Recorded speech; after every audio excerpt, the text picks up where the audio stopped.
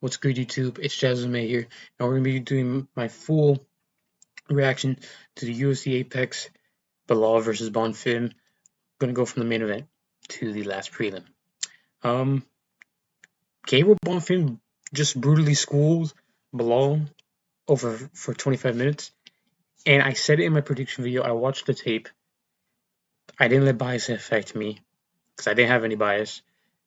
Um, Belal doesn't do good with low kicks. His face was getting busted up early. He didn't get his his face didn't really get busted up until like rounds 2 and 3. But round 1, he gets clipped with a big left hook, cut on the nose. He was looking good in round 1 earlier. I was like, oh my god, Belal literally has Canelo hands. He's literally gonna school Bonfim here. But then Bonfim starts finding his timing on the jab, bang, starts slamming low kicks, and then just does that for the rest of the fight. Belal just didn't do anything. He didn't shoot a takedown. His striking's not good enough to really affect Bonfim, and Bonfim can keep that striking pace for 5 rounds, which we just learned. Bonfim's gonna be top 5, and honestly, I really like that. I think Bonfim's pretty good. I know a lot of people hate him because he robbed Wonderboy, but he is decent, and he just brutally schooled Belal, dude. Schooled him. How shit is Ian Gary and JDM, for like taking this guy to competitive decisions? But they laid out the blueprint. They laid out the blueprint to beat Belal, and it's really bothering me. The low kicks and the jab was money. Left hook, bang, was a below weight boom. It wasn't the best performance. I think I said on Twitter that he could be a future champion. He did have some issues. He was still getting tagged up by Belal. Belal is still tricky. Like, he does have a lot of volume. His boxing isn't the worst. So yeah, schooling him and actually getting a 50-45 on like JDM, who got like a 48-47, is impressive. Belal marks people up. He leaves them swollen. He has them cut. Bonfim had a clean face, left Belal a mess, and brutally schooled him with a jab. And then stinging him over and over again with a right hand. Crazy stuff. I've never been happier. I don't even hate Belal. I was just really happy because I actually got this prediction right, and I just felt so vindicated. This felt like when I got Kevin Vallejo's right against Josh Emmett. If any of you guys saw those predictions back in the day, I had those prediction videos. But I was like, I felt so accomplished that I actually got that right. And I feel it here. I think even with Aljo, like Aljo's a slight underdog, I got that right. So yeah, I feel really happy that I got this right. And I didn't just switch my pick to Belal because I saw it. I was like, Belal really doesn't deal with the low kicks. He really doesn't shoot that much. And if he does shoot, if Bonfim isn't an idiot and he doesn't just start going for gillies and letting himself fall on his back, he probably defends him and he probably just keeps stinging Belal in the face. I didn't expect him to win the decision. I thought the damage on Belal's face would lead to a doctor stoppage or something. But Belal does have a great chin, so I didn't expect him to get TKO'd, or I didn't expect him to get like really chinned. But the right hand that Bonfim was landing were nasty. Bonfim won this brutal decision. He called out JDM. That's a good fight, actually. It'd be good to see where they both are at. But I don't know if JDM would get away. I think JDM is ranked 4 or something, so maybe. Moving on to Brendan Allen versus Edmund Shabazian. Close competitive decision. This did not look like number 4 ranked fighting someone like random unranked dude. I don't know the typology rankings on this. I could probably look at it. I don't feel like that. Brendan Allen Loki lost. He got 229-28, 130-27. He had a close competitive round 1. We're like near the last 2 minutes. Edmund started finding his timing. He started landing really good shots. Round 2, Brennan just picking him apart. Very competitive round, but he just like little slammy low kicks. Edmund just had like really bad body language. And then round 3, Brennan gets it done and completely kind of just schools him. And Edmund kept going for the clinch and just not doing anything. This would really annoy me. Rounds 2 and 3, he would duck into the clinch, not do anything. Brennan elbow him, knee him to the body. Edmund did really good in round 1, I believe. He would defend the takedown in the clinch, slammed the knee to the body, and it was really nice. And he has really nice knees to the body. But when you would enter the clinch, you just wouldn't do anything. And that was really bothering me. I was like, okay, you're getting to the clinch, you're evading all the punches you get into the clinch, you're just letting yourself get elbowed. Round 3, he has a nasty gash on the left side of his face. So it is what it is. Edmund just kind of shot his pants. He really didn't. It felt like he didn't really like anything Brennan was doing to him. So yeah, Allen probably should be getting. Maybe I heard Kyle isn't fighting Joe Pyfer. He got injured. Maybe you do Brennan Allen versus Joe Pyfer, UFC 330. Because obviously it seems like DDP's fighting Usman. So we'll see how those matchups play out. Tom fucking Nolan. No, fuck off, Ad. Trying to block my boy. Got to pick right. I'm so glad I switched my pick on live on YouTube. I said it. Tom Nolan is gonna win a decision. I don't actually know this in my video. But Tom Nolan wins a decision here. Round 1, can flick with the inside low kicks, with the body kicks. I think Fares shot a takedown. I think there's like a grappling exchange. He gets the back, but then Tom Nolan out grapples him for round 1. I generally forgot how most of this fight went. But I think I just remember Tom Nolan eking out round 1. He eventually reverses Zian, gets a good takedown, and wins the rounds with early striking. With the inside low kick, he was doing really good in southpaw, slamming that inside low kick. Round 2, I believe Tom Nolan also won. I scored this 29-28. I scored this at 30-27. Probably was a 29-28. No, 2 judges did score a 29-28. Tom Nolan was just doing better on the feet. And then I think he gets taken down. Or actually, no. Zian Lane is good early in round 2. And then they're in the clinch and stuff. They're both trying to get takedowns each other. They're getting it. And then I think maybe, let me see his stats. I'm going to have to see the stats to see what highlight to remember it. No, he didn't get a takedown. They kept shooting against each other on the fence. Zian went for a spinning elbow, and then he like steps funny, and then it's like 2 minutes left. Nolan takes over, lands some decent ground and pound, lands a good ground and pound against the fence. They get up, and lands a really good knee to the body. He lands some good knees before that, like before Zian did the spinning elbow. Then round 3, Zian starts early. I think he's winning the grappling early, and then he slips off the back of Nolan, and Nolan he was landing good elbows off the bottom. He was landing good on the entire round. But then Zian starts landing good late. He lands good late. Let's see his stats here. Yeah, I don't know how you can call this a robbery. Nolan was landing good in round 1 and 2. So Nolan gets the win. He's going to be top 15 now. I don't know what happens to Zian. I don't know if they kick him out. Don't know. But great showing from Nolan. He's really improved over the years, and that's why I picked him here. And yeah, phenomenal performance from Nolan. It's the best performance over his best opponent.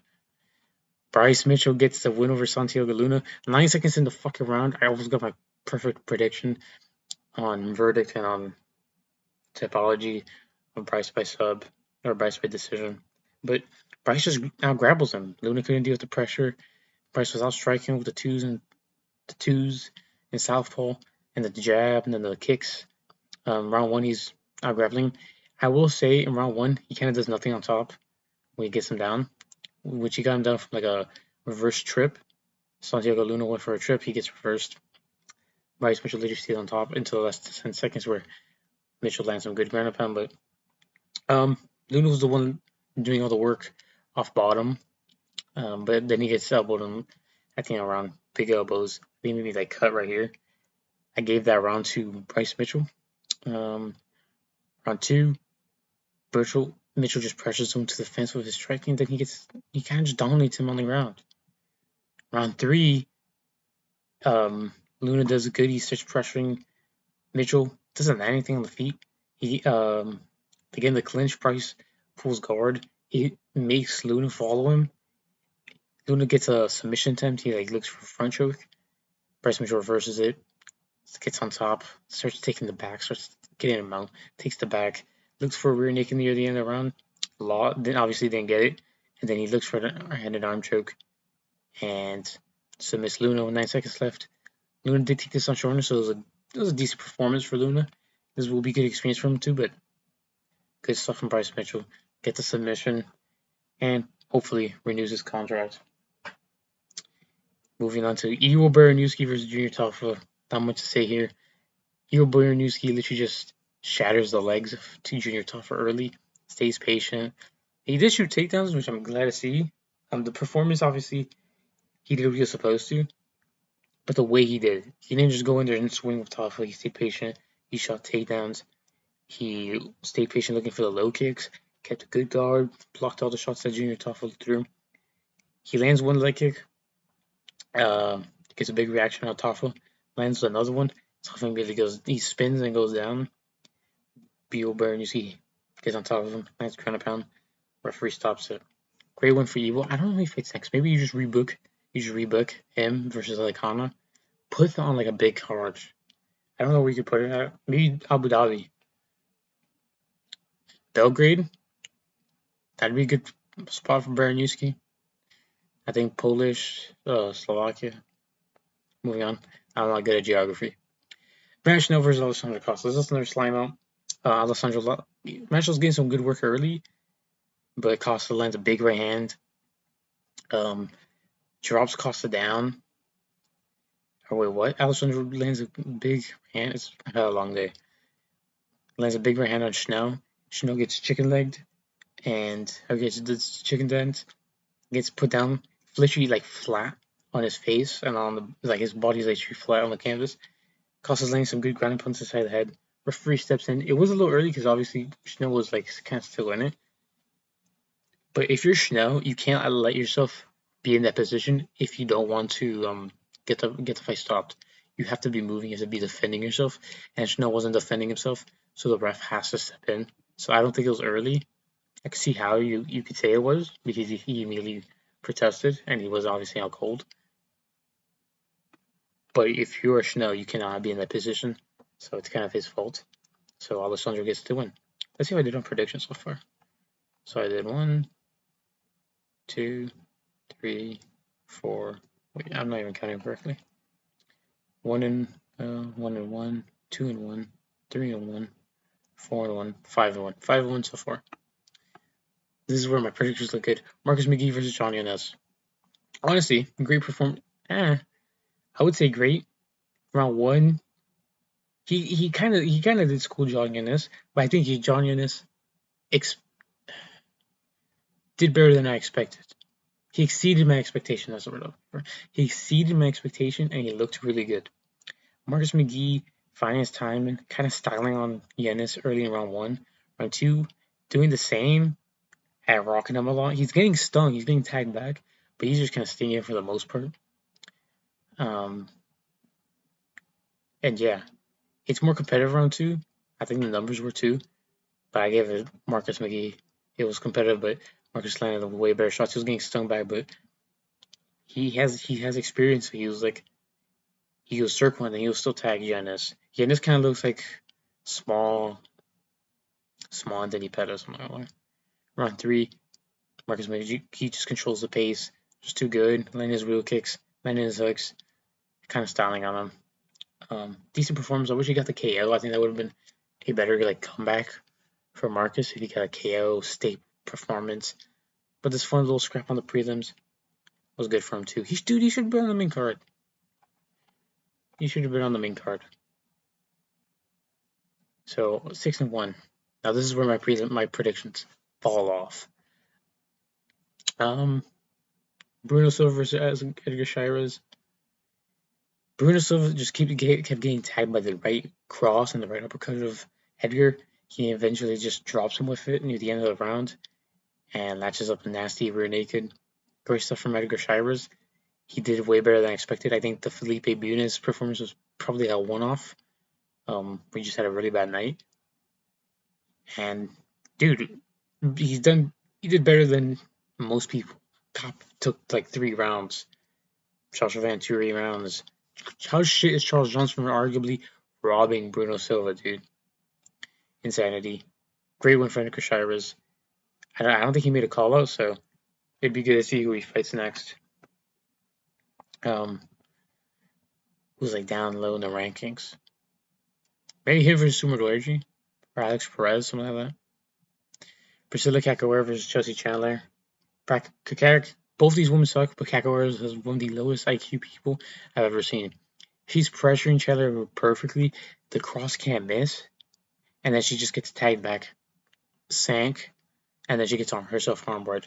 She's awful at fighting. Good win for Chelsea Chandler, I guess. She beat the worst fighter on the roster. Um, this was this is one I got wrong. Jordan Levitt versus Joe Anderson Brito.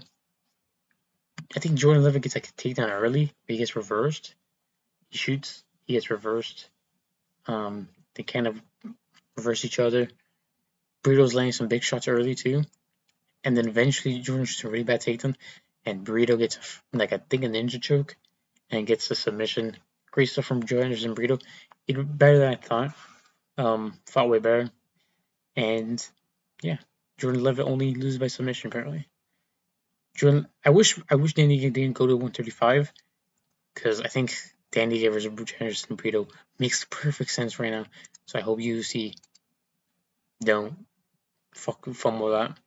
Obviously, I don't think he made the call out, but be perfect for him. Jaroslav Chavez versus Yanesi Dubin. Round 1, Chavez just kind of like tagging her. She's getting caught, but Chavez is doing the better work. Round 2, I think Chavez eventually starts grappling, and she's like tagging Dubin, but she gets like too caught up. I think she gets taken down early. Then Chavez, I don't know. I'm gonna have to see this. I don't know why he's even watching, but I still want to give a decent breakdown. Did she really land more? She got taken down round 1. I don't remember that. Round 2, I guess she was outstriking her. Then she got a takedown, and she kept sub hunting, and I hated that. I hated she kept sub hunting because I feel like in round 2 she had her against the fence, and I feel like she really easily could have just ground and pounded her to a KO. She kept throwing really sloppy twos, so I think if she would have kept it nice and kept the form nice, she could have probably eventually chinned Dubin. Round 3 was Dubin's round clear. She got a takedown. Chavez loses position, literally looking for the back. She loses it, and Dubin does some work on top. Yeah, competitive fight. I don't know how split. It's pretty clear 1-2 were Chavez, but yeah, got that one wrong. Oh, got that one right. Kellen Souza versus Irani Carnosi. I think I missed this fight. I saw the highlight of it. Souza, dude, Kellen Souza's season. She KO'd her for like a big right hand, I think. I don't know. Good KO. Overall, what did I do in predictions? 2, 2 and 2. Wait, yeah, 2 and 2, 2 and 3. 3 and 3, 4 and 3, 5 and 3, 6 and 3, 7 and 3, 7 and 4, and 8 and 4. They're pretty good. Let me know your guys' thoughts on this card below. How did you guys do in picks? I'm pretty happy that I got the Belal pick, the Bonfim pick. I know he wasn't some crazy underdog, but I feel like a lot of people were underrating him coming to this fight. So just glad I got that.